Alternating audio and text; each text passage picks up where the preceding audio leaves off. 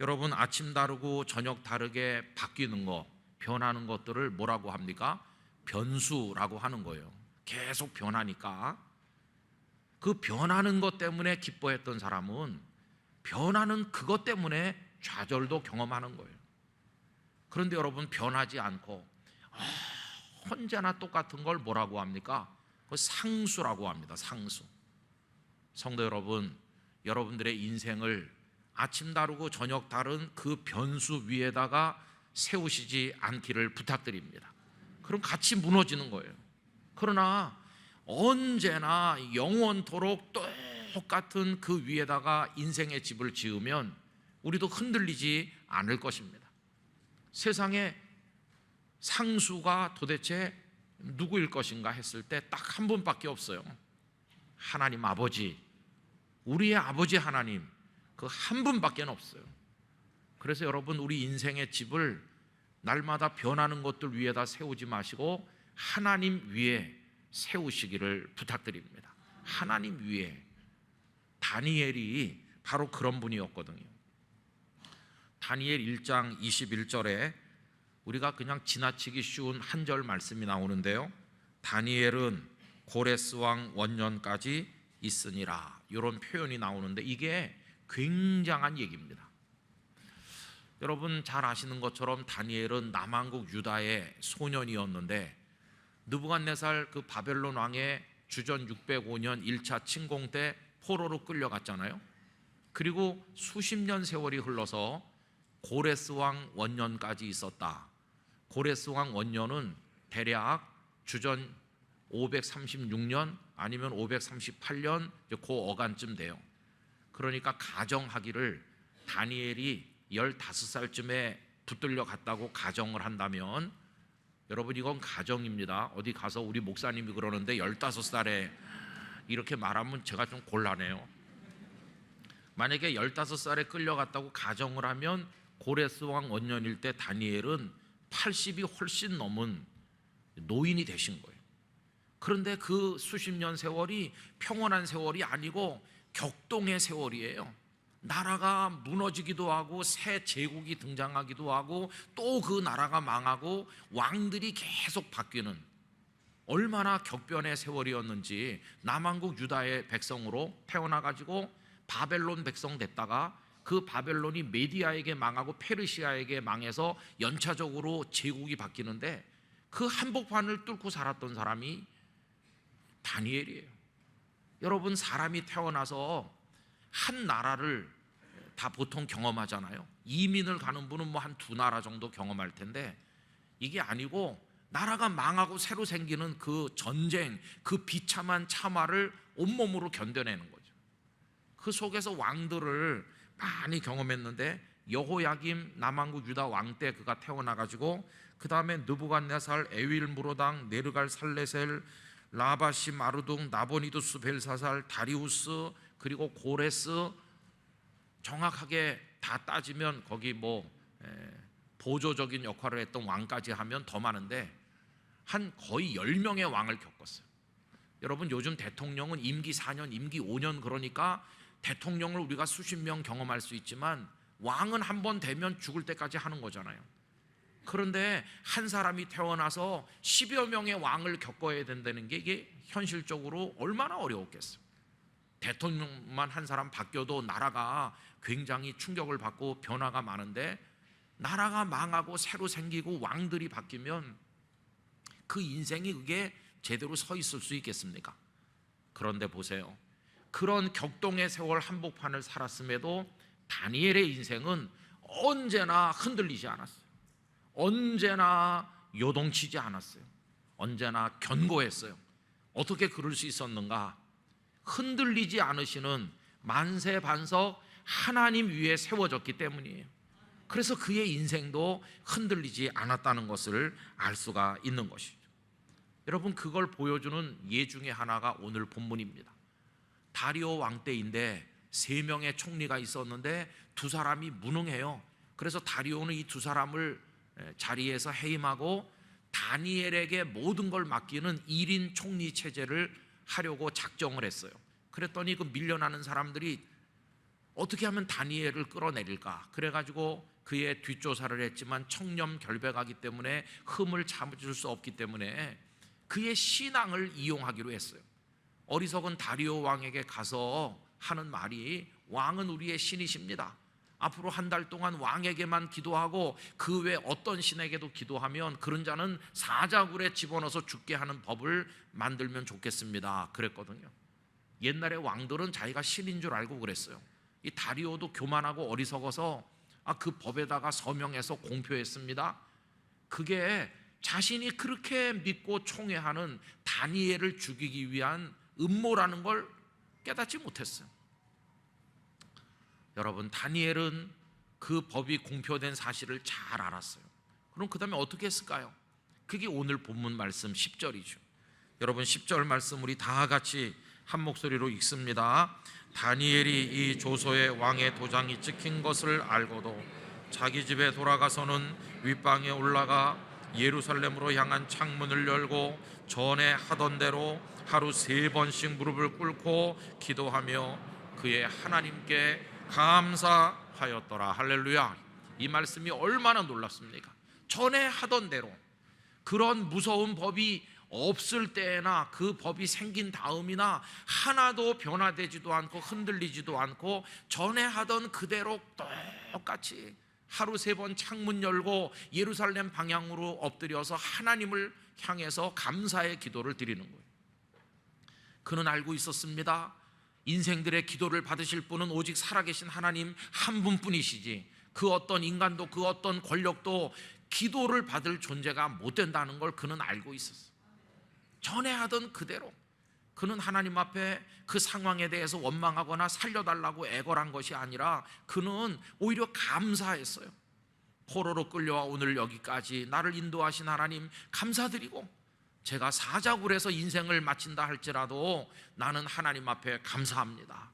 이게 흔들리지 않는 멋진 다니엘의 모습이었어요. 그 다음 얘기는 어떻게 됐나요? 우리 주일학교 다닐 때 선생님들한테 이 얘기 들으면 막 침을 흘리면서 이렇게 듣고 그랬죠. 여러분, 하나님은 역시 하나님이셨어요. 그를 사자들의 이빨과 발톱에서 보호하셨는데, 왕이 가서 물었을 때 다니엘이 뭐라고 대답합니까? 다니엘 6장 22절 23절, 나의 하나님이 이미 그의 천사를 보내어 사자들의 입을 봉하셨으므로 사자들이 나를 상해하지 못하였사오니 이는 나의 무죄함이 그 앞에 명백함이 오며 또 왕이여 나는 왕에게도 해를 끼치지 아니하였나이다 하니라. 왕이 심히 기뻐서 명하여 다니엘을 굴에서 올리라 하매 그들이 다니엘을 굴에서 올린즉 그의 몸이 조금도 상하지 아니하였으니 이는 그가 자기의 하나님을 믿음이었더라. 하나님을 믿었더니, 하나님을 경외했더니 하나님께서 그를 그의 품에 지키신 것을 볼 수가 있지 않습니까? 여러분, 그 다음에 그 음모를 깨달은 이 왕은요, 뒤늦게 그 정적들을 사자굴에 넣으라고 그랬는데 땅에 닿기도 전에 사자들이 다 그 뼈를 부서뜨렸다고 기록되어 있어요. 하나님만 믿고 경외하는 사람을 하나님께서 어떻게 지키셨는가, 다니엘을 통해서 우리에게 생생하게 보여주시고 계십니다. 지나간 2주간 동안 하나님을 경외하는 사람은 어떤 사람인지 생각했어요. 오늘이 그 3번째 시간인데, 여러분, 하나님을 경외하는 사람 어떤 사람일까요? 상황이 달라져도, 환경이 변해도, 유리한 상황이 돼도 불리한 상황이 돼도, 누가 나를 위협해도, 어떤 조건 어떤 상황에 있든지 나도 믿지 않고 남도 믿지 않고 권력도 믿지 않고 어떤 재물이나 다른 거 믿지 아니하고 오직 한 분 여호와 하나님만 끝까지 믿고 끝까지 의지하는 사람, 그 사람이 여호와를 경외하는 사람인 것입니다. 성도 여러분, 그런 의미에서 여호와를 경외하는 성도들이 되시기를 기원합니다. 하나님 한 분만 끝까지. 이걸 뒤집어서 얘기하면 이렇게 말할 수 있어요. 여호와를 경외하는 사람은 사람을 의지하지 않는다고 말할 수 있어요. 여러분, 이 상황에서 누구나 떠올릴 수 있는 방책이 있잖아요. 은밀하게 밤에 다리오 왕의 면담을 요청해가지고 왕이시여, 내가 그동안 얼마나 왕께 충성을 하고 헌신했습니까? 왕도 저를 총애하시는 줄 아는데 이거 음모입니다. 그러니 저를 살려주세요라고 다리오에게 손을 내밀 수 있지만 다니엘은 그렇게 하지 않았어요. 사람의 생명이, 자신의 인생이 다리오 왕이나 그 어떤 사람에게 달려있는 게 아니라 생명의 근원 되신 하나님께 있음을 믿었습니다. 하나님이 살리시려고 하면 인생들이 죽이려고 해도 살 것이요, 아무리 사람들이 살리려고 해도 하나님이 죽이기로 작정하시면 죽을 수밖에 없다는 걸 그는 알았어요. 그는 사람을 의지하지 않았어요. 하나님만 의지하기로 작정했어요. 그런데 여러분, 이 다니엘의 판단은 틀리지 않았어요. 다리오가 그를 구출할 수 있었느냐? 아닙니다. 다니엘이 고발당해서 걸려들었습니다. 그렇게 되자 그때서야 이 어리석은 다리오는 자신이 얼마나 잘못을 저질렀는가를 알게 됐어요. 총애하는 신하를 꼼짝없이 잃게 됐다는 걸 알고 가슴을 치고 후회했지만 이미 늦었어요. 그 법을 취소할 수는 없잖아요. 어쩔 수 없이 다니엘을 사자굴에 던지라고 그랬어요. 그리고 그 밤에 한잠도 못 자고 그가 고통받는 모습이 나와 있지 않습니까? 여러분, 6장 18절, 왕이 궁에 돌아가서는 밤이 새도록 금식하고 그 앞에 오락을 그치고 잠자기를 마다하니라. 모든 오락을 그치고 잠도 안 자고 밤새 마음을 졸이며 다니엘 다니엘 다니엘 하잖아요. 기도를 받는 신이기는커녕 총애하는 신하 하나를 살리지 못하는 무능한 인생이 다리오였어요. 그러니 이런 사람을 의지하지 않은 다니엘의 판단이 얼마나 옳은가 하는 것입니다.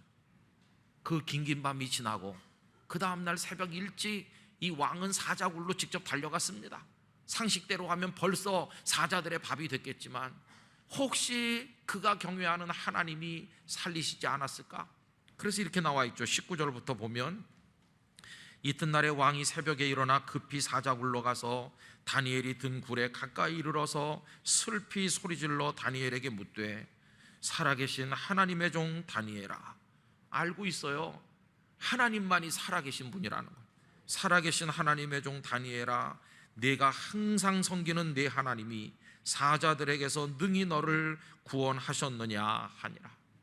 나는 너를 구원하지 못했는데 네가 섬기는 살아계신 그 하나님이 너를 살려주셨느냐. 일말의 기대를 가지고 그렇게 외쳤어요. 그랬더니 아까 읽어드린 것처럼 다니엘이 자신이 살아있음을 이야기하게 된 것입니다. 여러분, 이 다리오도 인생을 살리고 죽이는 분은 하나님이심을 알고 있지 않습니까?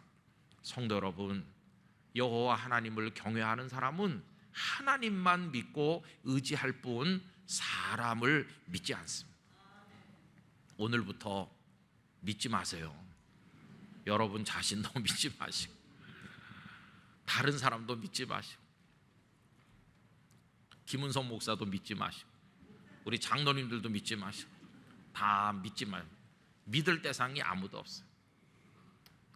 전에 목회할 때 목사들이 빠지기 쉬운 게 그겁니다. 누가 지지해주고 격려해주고 새벽부터 밤까지 충성하시는 성도가 있으면 어휴, 우리 교회는 저 집사님 때문에, 저 권사님 때문에 우리 교회는 잘 될 거야, 이렇게 사람을 의지하게 돼요. 저도 여러분들을 의지했었거든요. 그런데 정말 제가 마음으로 의지하던 어떤 분이 와가지고, 목사님 참 죄송한 말씀 드리려고 하는데, 목사님이랑 같이 여기서 뼈를 묻으려고 했는데 제가 멀리 가게 됐어요. 그래서 우리 가정이 이제 이사를 가요. 너무너무 죄송합니다. 목사님 옆에 있지 못해서 죄송해요.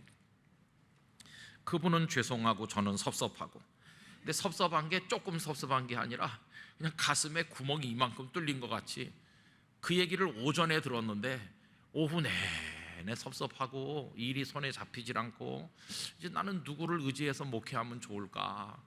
정말 너무 심각하더라고요. 그 하루 동안 그렇게 이제 복잡한 하루를 보내고 집에 와서도 그분네가 가신대, 제 아내도 구멍이 이만큼 뚫리고 그랬어요. 그런데 그때는 새벽 기도회를 제가 매일같이 인도했거든요. 그 다음 새벽에 이제 나가서 성경 말씀 딱 읽는데 이거예요. 남한국의 왕 아사가 발에 병이 들었는데 하나님을 의지하지 않고 의원을 의지하였다, 사람을 의지했다. 그거 딱 그 다음날 새벽에 읽은 말씀이거든요. 그 순간 머릿속에 하나님께서 책망하는 음성이 착 들리는 것 같아요. 바로 너 아니냐 너. 네가 하나님 의지하지 않고 나 의지하지 않고 사람 의지하지 않느냐. 그날 새벽에 엎드려 있는데 하나님께서 꾸지람과 함께 위로를 주시는 거예요. 네가 신학교 갈 때 그분을 그때 알았니? 네가 이 교회 부임할 때 그분이 그 교회 이 교회에 있었니? 그때 그분은 그 교회에 있지 않았거든요. 아니 언제부터 네가 그분을 그렇게 좋아했다고? 너 태어날 때부터 지금까지 붙들고 있는 건 나야 나. 그러니 나를 의지해야지. 나는 한 번도 너를 떠난 적 없으니까 두려워하지 말아라. 내가 있지 않느냐. 아휴, 근데 여러분 꾸지람도 받고요. 그날 새벽에 그 전날 섭섭했던 게 싹 없어졌어요. 거짓말같이 싹 없어지고 하나님이 계시다. 그 다음 주일날 교회 마당에서 만났길래 제가 이제 공격적으로 나갔어요. 수세에 몰리지 않고. 그래서 언제 가십니까? 준비가 잘 되고 계십니까? 가시기 전에 연락하시면 제가 신방 가서 기도해 드리겠습니다. 이렇게 했더니 그분이 준비가 되면 연락 주시겠다고. 그리고 한 2주 지났더니 그분이 오셨어요. 아 이제 드디어 준비가 끝났구나. 이렇게 저도 준비가 끝났어요. 보내드릴 준비가. 그랬더니 하시는 말씀이 갑자기 상황이 달라져서 안 가게 됐다고. 제가 기뻤을까요 그날? 별로 기쁘지 않았어요. 왜 그런지 아세요? 이미 사람은 저에게 기쁨이 아니도록 하나님이 기쁨이 되셨거든요. 이분이 계실 수도 있고 또 갈 수도 있지 뭐. 하나님은 그분이 필요한 대로 보내실 거고 난 하나님 한 분이면 충분해. 이렇게 마음에 확신을 주셨어요. 그래서 여러분 사람은 믿을 대상이 못 돼요. 제가 부모님을 의지했었는데 부모님은 저를 똑같이 사랑하시지만 어느 날 제가 도와드려야 될 뿐이지 저를 더 이상 돕지 못하는 연로해지시더라고요. 아 사람은 다 그래. 사랑이 변하기도 하고 사랑이 변하지 않는다 그래도 연약해지니까 더 이상 도울 수 없고. 여러분 그럼 우리 주변에 하나님이 주신 사람은 어떤 분일까요? 믿고 의지할 분이 아니라는 걸 아셔야 돼요. 그럼 그들은 누구냐? 우리가 사랑해 드려야 될 분이에요. 우리가 위에서 축복하고 기도해 드려야 될 대상이지 믿고 의지할 대상은 아니라는 걸 기억하셔야 됩니다. 우리가 믿고 의지할 분은 하나님 한 분뿐이십니다. 하나님만 믿을 뿐이에요.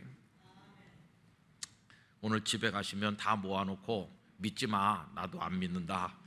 그 대신 내가 너희들을 사랑한다. 서로 우리 기도해 주자. 이렇게 하시기 바랍니다.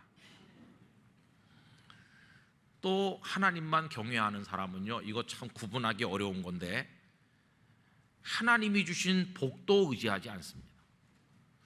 여러분 하나님께서 우리에게 복을 많이 주시잖아요.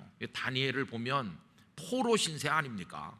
그런데 느부갓네살 왕도 그를 총애하고 벨사살도 총애하고 이 다리오도 그 엄청난 제국을 다니엘에게 다 맡기려고 하고 이 엄청난 축복이잖아요. 나같이 비천한 포로가 끌려와가지고도 이렇게 왕들의 총애를 받으니 이거 하나님의 복이다. 그 상황을 기뻐할 수 있고 의지할 수 있잖아요. 그런데 다니엘은 어린애가 아니었어요. 그는 아버지와 선물을 구분할 줄 알았어요. 선물이 아무리 좋아도 선물을 의지하면 잘못된다는 걸 구분할 줄 알았어요. 여러분 아버지와 아버지가 주는 선물 중에 소중한 게 뭡니까? 아버지가 소중하지 선물 그건 아무것도 아니에요. 하나님과 하나님께서 주시는 복 사이에서 혼동하면 안 되는 것이에요. 그 복이라고 하는 것은 오늘 있기도 하고 내일 없기도 해요. 다리오 왕이 그를 그렇게 총애했는데 사자굴에 던진 사람도 그 다리오 왕이었어요. 하나님이 주신 축복인 것 같은데 하룻밤 자고 나면 그것 때문에 고통받을 수 있는 거예요. 여러분 복이라고 하는 건 다 그래요. 내게 건강 주셨고 물질 주셨고 내게 뭐 좋은 거 많이 주셨다. 그게 하나님의 복인 건 맞지만 여러분 그 복을 의지하시면 안 됩니다. 하나님을 의지하셔야 되는 거예요. 그걸 구분할 줄 알아야 되는 것이 우리가 하나님만 경외해야 되는 이유가 뭐냐 하면, 참 감사한 것은 우리가 그분을 바라보기 전에 하나님 우리를 먼저 알고 계시고, 우리는 설령 그분을 잊는 일이 있지만 하나님은 절대로 우리를 잊으시지도 않으시고, 언제나 우리가 있는 그곳에 동일한 사랑과 은혜로 우리와 함께 계시다고 하는 것이. 그래서 이사야 49장 15절, 우리 화면을 보면서 같이 읽어보겠습니다. 여인이 어찌 그 젖 먹는 자식을 잊겠으며 자기 태에서 난 아들을 긍휼히 여기지 않겠느냐. 그들은 혹시 잊을지라도 나는 너를 잊지 아니할 것이라. 아멘. 내가 세상으로부터 잊혀졌는가 보다. 아니요, 하나님 우리를 잊지 않고 늘 우리 곁에 계십니다. 모세가 미디안 광야에 있을 때 세상은 그를 잊은 것 같지만 하나님은 기억하셨잖아요. 모세가 홍해 앞에 섰을 때 하나님 거기 계시지 않았습니다. 여호수아가 여리고 성 앞에 섰을 때 하나님 거기 계셨고, 다윗이 골리앗 앞에 서는 그날 하나님도 거기 계시고, 그리고 사내립의 18만 5천 명이 히스기야의 예루살렘을 겹겹이 에워싼 그때도 하나님은 그 히스기야 곁에 계셨고, 예수님의 제자들이 몇 명 안 되고 연약하지만 거대한 로마 제국을 오가면서 복음을 전할 때 그들 곁에 하나님이 계셨군요. 한경직 목사님과 선배들이 여기 영락교회를 세우시고 그 피비린내 나는 6.25 전쟁을 통과하고 그 가난한 그 다음 세대를 견디면서 눈물로 기도할 때 하나님 여기 역사하신 증거 아닙니까? 그리고 그 이후로 눈물로 부르짖는 많은 선교사들, 성도들 엎드린 그 자리에 하나님은 여전히 계셨고 지금도 계시는 줄로 믿습니다.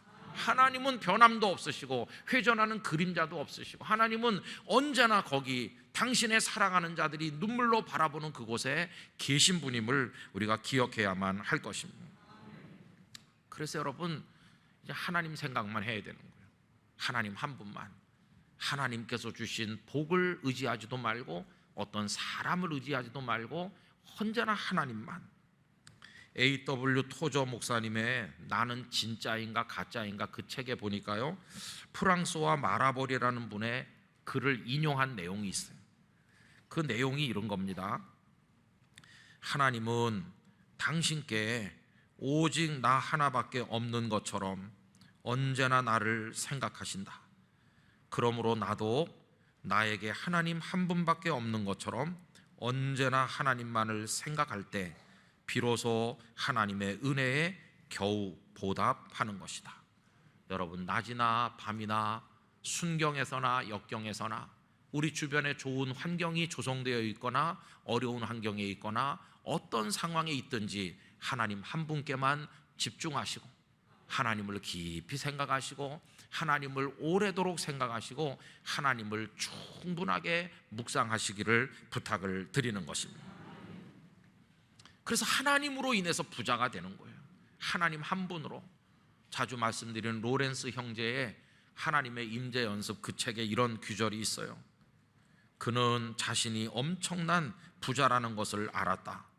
로렌스 형제는 하나님이 주시는 선물이 아닌 하나님 그분을 구하는 데서 자신의 부요함이 비롯되었음을 알았다. 하나님이 주시는 선물보다 하나님 그분이 훨씬 더 크신 분임을 믿었다. 로렌스 형제는 선물보다 선물 너머의 것을 선택했고 하나님을 더 깊이 알게 되기를 갈망했다. 여러분, 하나님 한 분밖에 없습니다. 저 같은 목사가 설교 원고를 잘 준비했기 때문에 은혜가 될까요? 아닙니다. 말주변이 좋으면 은혜가 될까요? 아닙니다. 하나님 한 분이 우리 성도들과 저에게 은혜가 되시죠. 우리에게 축복하시는 분이십니다. 그래서 우리는 낮에도 밤에도 순경에도 역경에도, 여러분 건강하시든지 병약하시든지 좀 부요하든지 가난하든지 내게 유리한 상황이 되든지 불리해지든지 사람들이 나에게 박수를 치든지 비난을 하든지 뭐 어떤 상황 어떤 조건 속에 있든지 생의 마지막 순간까지 하나님 한 분만 바라보시기를 바랍니다. 이렇게 건강해서 예배당에 오고 거동하고 움직일 수 있는 지금도 하나님이시고 내 마지막 호흡이 헐떡거리는 그 순간에도 끝까지 내 영혼을 채워야 될 분은 하나님 한 분뿐이심을 잊으시면 안 됩니다. 이래도 하나님, 저래도 하나님, 언제나 하나님, 끝까지 하나님, 그 하나님만 믿고 하나님만 의지하시기를 바랍니다. 그게 하나님을 경외하는 사람의 모습인 것입니다. 어떤 타협도 없고 어떤 계산도 없이 철저하게 하나님 한 분뿐임을 믿고 의지하는 우리 성도님들 되시기를 간절히 축복합니다.